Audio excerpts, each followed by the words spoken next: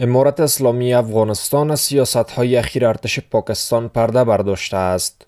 مولوی ذبیح الله مجاهد سخنگوی امارت اسلامی امروز یک شنبه در مرکز رسانه‌ها در جریان یک نشست خبری گفت سیاست ارتش پاکستان که پیشرفت افغانستان را تحمل نمی‌تواند باعث شده است که حتی در داخل کشور خود نیز طرفداران خود را از دست بدهد.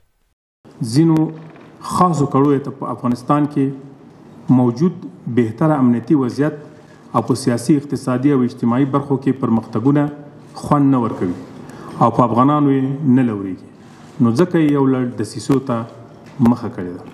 د دوی له افغانستان ضد سیاستونو سره د پاکستان اکثره نظامیان، سیاسون، احزاب، علماء کرام او د پاکستان متدین ولس توافق نه لري.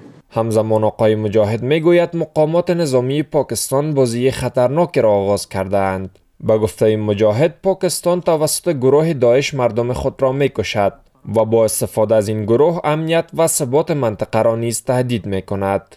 خپل خاور کې د داعشي پروژې په موجودیت او پټنځایونو باندې سترګې پټې کړې دي چې هم خپل دینی علماء کرام، قومي مخور او خلک پرې وژني، هم د افغانستان او هم د نړۍ امنیت او ثبات پرې تهدیدوي او خطرناکه لوبه یې پیل کړې ده.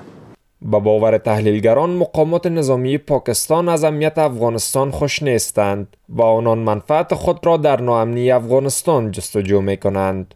چې پاکستان دایم د افغانستان په داخلي چارو کې لاسوهنه کوي او دا کوشش کوي چې افغانستان کې یو بې ثباتي رامنځته کړي او په دغه بې ثباتي کې د دوی توکو لپاره، د دوی د بهرنیو تګلارو لپاره په دغه ټولو مسایلو کې دوی غواړي زمونږ نمایندګي وکړي، خو افغانستان په تاریخ په اوږدو کې هیڅ چاته دا فرصت نه ده ورکړی او هغوی د پاکستان تقدیر او د پاکستان راتلونکي د افغانستان سره په امتحان کې نه غورځوي.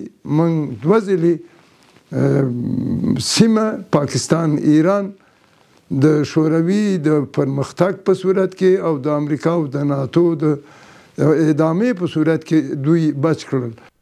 قابل ذکر است که امارت اسلامی به شکل هشدارآمیز به پاکستان گفته است که باید از اقدامات منفی علیه افغانستان، نقض حریم و سایر اقدامات تحریک‌آمیز دست بردارد. در غیر آن این اقدامات پیامدهای بسیار منفی و نامطلوب در پی خواهد داشت. منفی او نامطلوب عواقب لزان سره ولري.